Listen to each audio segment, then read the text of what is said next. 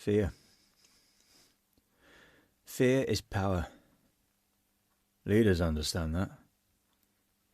When people are afraid, they stop questioning. They accept what they're told. An accusation spreads. A story takes hold, and before long, something that may never have existed at all becomes one of the most feared symbols in the world. If you too are one of the most feared symbols in the world, check out Pantheon, our brand inspired by myths, legends and folklore. We ship worldwide and are rated excellent on Trustpilot. Link in the description.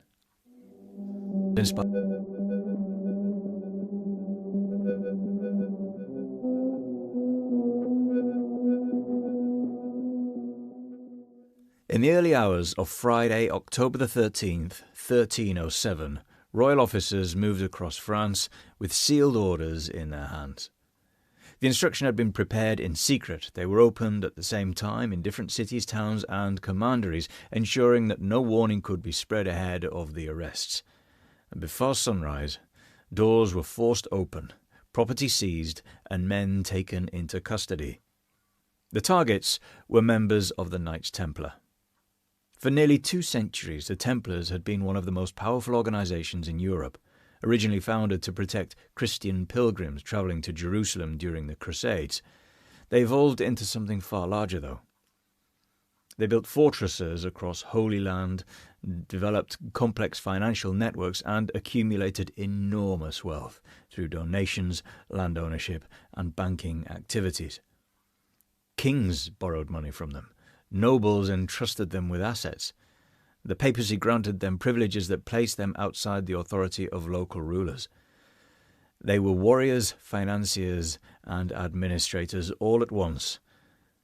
And on that morning, they became prisoners.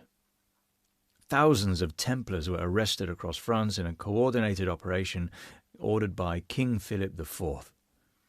The scale alone made it clear that this had been planned for months. Senior leaders were taken alongside ordinary members, records were seized, properties were secured, and communication between Templar houses was cut off. Almost immediately, the accusations began to circulate. Heresy, blasphemy, corruption within the order. Secret initiation ceremonies carried out behind closed doors when new members were allegedly forced to deny Christ, spit on the cross, and swear loyalty to practices forbidden by the Church. These charges alone were enough to destroy reputations. In medieval Europe, heresy was a crime against the order, but the accusations continued. Investigators claimed that the Templars worshipped something. A figure, an idol, a demon. Something that ordinary Christians were never meant to see. Baphomet. At this stage, there was no clear description, just a word recorded in statements gathered during interrogations. A head, a face, a carved object or figure, details rarely matched, but the presence of something forbidden became central to the case against the order. Confessions began to appear quickly. Under questioning, many Templars admitted to the charges. They described initiation rituals that involved denial of Christ. They spoke of secret practices. Some acknowledged the existence of an idol associated with the order. These admissions were recorded and circulated as proof that the accusations were true. From the outside, it looked like the exposure of a hidden corruption inside one of Christianity's most powerful institutions. But there was a problem. The speed of the confessions raised questions. The similarities between testimonies suggested coordination, and the methods used during the interrogations were far from gentle. Medieval investigations into heresy allowed the use of coercion. Physical pressure, deprivation, and the threat of execution were all tools available to authorities seeking information. Under those conditions, confessions would be produced with alarming reliability. Truth wasn't the priority, but rather confirmation of what investigators were already looking for. The presence of an idol, especially one associated with secret worship, transformed the case from corruption into spiritual treason. It justified extreme measures. It framed the order as dangerous to Christian society itself. As the accusations spread, the image of the Templars began to change in public perception. Once seen as defenders of the faith, they were now portrayed as hypocrites, hiding blasphemous practices behind a religious facade. The idea that they worshipped something forbidden became one of the most powerful claims against them. Whether that worship had ever occurred was another question entirely. When historians later examined the surviving records, they found no consistent description of the supposed idol, no physical evidence or agreement among testimonies, only fragments of statements produced during a legal process that already decided its conclusion. The trials continued for years. Some Templars retracted their confessions once the immediate pressure was removed. Others maintained them, likely hoping for leniency. Many were sentenced to imprisonment. Some were executed. In 1312, under pressure from King Philip IV, Pope Clement V formally dissolved the Knights Templar. One of the most powerful organizations in medieval Europe ceased to exist, but the accusation that they had worshipped a mysterious figure remained. The word recorded in those interrogations survived, and centuries later it would become something far larger than anyone involved in the trials could have imagined. Baphomet had arrived. So let's say Baphomet was a creation rather than a reality. Then why accuse one of the most established religious orders in Europe of something so extreme? The answer begins with power. There's always bloody power. By the early 14th century, the Knights Templar occupied a strange position within medieval society. They operated across kingdoms, owned vast resources, and answered directly to the Pope rather than to local rulers. Inside France, this meant there was a powerful institution functioning within the kingdom that the king didn't control. A king that was under pressure. Philip faced constant financial strain. Wars, administration, and political ambitions required money the crown didn't always have. Borrowing had become necessary, and over time the French monarchy owed substantial sums to the Templars. Debt alone created tension, but the deeper issue was authority. A ruler dependent on an organization he couldn't command was a ruler with limited freedom. Removing the Templars solved several problems at once. Debt could be neutralized, wealth could be redistributed, royal control could expand without resistance from a powerful independent order. But dismantling an institution with generations of prestige required more than political maneuvering. It required moral justification. The public, the nobility, and the church needed to believe that intervention was necessary. Heresy, then, was the perfect justification. Accusations of spiritual corruption transformed a financial and political conflict into a matter of religious protection. Once the narrative was shifted toward blasphemy, extreme measures became easier to defend. Arrests could be presented as righteous action rather than strategic ambition, and the inclusion of idol worship made the accusations even more powerful. If the Templars were secretly venerating something forbidden, then their entire identity collapsed. Their reputation as defenders of Christianity turned into a threat against it. Sympathy disappeared. Opposition weakened. Once fear enters the story, perception changes quickly, and by the time the process had run its course, one of the most powerful organizations in Europe was gone. Baphomet had done its job. So the Templars are gone. And the debt is gone, and for centuries we're left with a name without a form until a man enters the scene. That man drew the devil. Ladies and gentlemen, let me introduce Eliphas Levi. Born Alphonse Louis Constant in Paris in 1810 into a working-class family during a period of enormous political and social change in France. The country had just emerged from a revolution and empire, and religious authority was still trying to re-establish itself after decades of upheaval. From an early age, Constant showed intelligence and discipline, qualities that led him toward religious education. He entered a seminary with the intention of becoming a Catholic priest. But his path didn't remain inside the church. He struggled with the restrictions placed upon him. He questioned authority, explored ideas outside orthodox teaching, and eventually left the church before ever completing his ordination. Over time, his interests shifted toward philosophy, mysticism, and alternative spiritual traditions. He became involved with political movements, wrote controversial material, and even spent time in prison for his writings during a period of political unrest. Experiences that shaped him. By the 1840s and 1850s, Constant had reinvented himself under the name of Eliphas Levi, presenting himself as an occult scholar and philosopher, positioning himself as someone who could interpret ancient wisdoms and explain their deeper meaning. His work drew from a mixture of sources, including Jewish Kabbalah, Hermetic philosophy, Christian mysticism, and earlier European occult writings.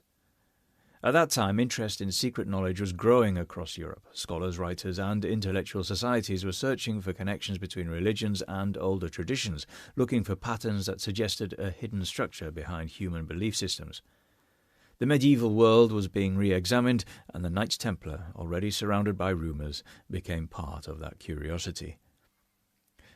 Levi encountered references to Baphomet during his research. What he found was a historical accusation with no clear physical description attached to it. For someone interested in symbolism, that absence created freedom. He could construct something that communicated the ideas he wanted to express. And that's exactly what he did. In 1854, Levi published Dogme et Rituel de la Haute Magie, a book intended to explain his understanding of magical philosophy. Within its pages appeared an illustration he titled Baphomet of Mendes, the sabbatic goat. The figure was striking, a seated being with a goat's head and a human torso, horns rising from the skull, wings extending behind its back, one arm raised upward with two fingers pointing toward the sky, the other pointing downward toward the earth. Symbols marked the body, including a torch between the horns and inscriptions along the arms. It was new, entirely new. Levi never claimed he had discovered an ancient idol. He presented the image as a figure representing philosophical principles he believed existed across multiple traditions. It illustrated balance between opposing forces within nature and humanity. But the visual impact mattered more than the explanation. When people saw the image, they didn't see a philosophical diagram. They saw a demon. But why a demon? Well, it's simple, really. Visual language. By the time the image had been published, European culture had already spent centuries associating certain figures with evil. Religious art, folklore, and church teachings had reinforced the same imagery over and over. Horns were linked to the devil. Hooves and goat features were connected to sin and temptation. Hybrid creatures that combined human and animal traits were unnatural or corrupt. So when people encountered Levi's Baphomet, they were seeing it through cultural conditioning. The goat's head was the most obvious trigger. Biblical imagery contrasted sheep and goats as symbols of the righteous and the condemned. Over time, artistic depictions of demons adopted goat-like features to emphasize their opposition to the divine. Medieval folklore reinforced this, linking goats to wilderness, instinct, and uncontrolled behavior. Levi's image also combined male and female physical characteristics, something he intended to represent balance. But to many observers, that blending of traits appeared unnatural. Human societies often react strongly to figures that blur established categories, and throughout history, beings that exist between forms have frequently been labelled as threatening or monstrous. Then we have the wings. Yes, the wings. Wings in religious art usually belong to angels, but when wings appear on something that is clearly not angelic, the effect becomes unsettling. It suggests a corrupted or fallen state. That visual contradiction alone pushes us toward a darker interpretation. Even the posture contributed to the reaction. One arm raised, one lowered, gestures referencing philosophical ideas about balance between heaven and earth. But without understanding that context, the pose could easily be interpreted as ritualistic or occult, reinforcing suspicion rather than meaning. Levi understood symbolism intellectually, but symbolism doesn't always translate outside its intended audience. To someone unfamiliar with Hermetic philosophy or esoteric traditions, The image looked like a horned, winged creature with occult markings, a description that matches what people already believed demons looked like. So the interpretation followed naturally. Culture interpreted it using the only framework it already had, and once that association formed, it spread because images are powerful, far more powerful than explanations. Even today, if you mention Baphomet to someone, the reaction is often immediate. Oh no, that's evil. That's demonic. That's satanic. And maybe, depending on your beliefs, that's exactly what it represents to you. But regardless of what it means to us personally, it's worth understanding how we got here. The version of Baphomet that people recognize today didn't appear suddenly. It developed over time. After Levi introduced its illustration to the 19th century, the image remained largely within occult and esoteric circles for decades. Writers interested in mysticism, ceremonial magic, and alternative spiritual traditions referenced his work, and the figure appeared in books and private societies connected to those movements. But outside those environments, most people had never heard of it. The major shift toward public recognition happened in the 20th century, and one of the most important moments came in 1966. That year, Anton LaVey founded the Church of Satan in the United States. LaVey wasn't presenting Satan as a literal supernatural being in the traditional religious sense. His movement focused on individualism, personal autonomy, and opposition to what he viewed as restrictive moral authority. But the imagery he used was deliberately provocative. Religious symbols carry emotional weight, and reversing or challenging them creates strong reactions. The goat-headed emblem inside an inverted pentagram became closely associated with the Church of Satan. Although similar imagery existed before, its use within an organized and publicly visible movement dramatically increased exposure. Books, interviews, photographs, and television appearances connected the symbol to modern Satanism in the public imagination. For many people encountering it for the first time, that association became permanent, and from that point forward, Baphomet had entered a public consciousness. Media attention accelerated the process. Journalists covering unconventional religions often focused on imagery because visuals communicate quickly. Photographs featuring ritual settings, symbols, or costumes created striking headlines. The goat-headed figure appeared repeatedly in discussions about Satanism, rebellion, youth culture, and alternative belief systems. Each appearance reinforced recognition. Then another cultural force amplified the association even further. The satanic panic of the 1980s and early 1990s. During this period, widespread fear developed around alleged secret cult activity, ritual abuse claims, and hidden networks of satanic influence. Many accusations were later discredited or unsupported by evidence, but the media coverage was extensive. Television programs, newspapers, talk shows, and community discussions circulated alarming narratives about hidden threats within society. Symbols associated with Satanism appeared frequently in those reports. Images resembling Baphomet became visual shorthand for danger, corruption, or moral decay. The symbol's historical origins rarely mattered. What mattered was the emotional reaction it triggered. Fear strengthened familiarity. Familiarity strengthened cultural association. By the late 20th century, Baphomet had moved beyond religious debate into entertainment and popular culture. It appeared in album artwork, horror films, literature, fantasy settings, and visual art. Sometimes it represented rebellion, sometimes darkness, sometimes mystery or forbidden knowledge. In other cases, it was used simply because it looked striking. Each use reinforced recognition regardless of context. A person didn't need to understand its history to recognize it.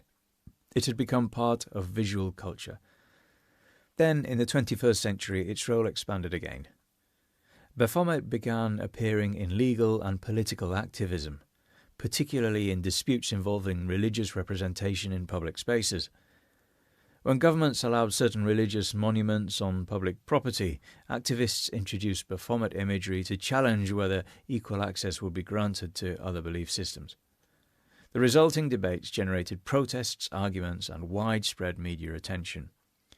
The symbol functioned effectively because of the reaction it provoked. It forced conversations about religious freedom, cultural identity, and the boundaries between church and state into the open.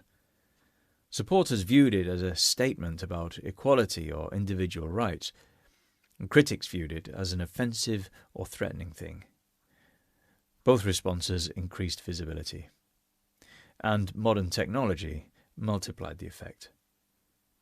Over time, an image created in the 19th century began to feel ancient. A figure born from accusation and illustration accumulated emotional weight through exposure, controversy, and repetition.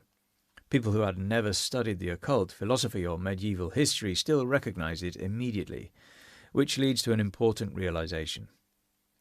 Baphomet didn't become powerful through evidence, it became powerful through perception, through repetition, through reaction and the human tendency to accept what feels familiar. Fear is power. Leaders understand that.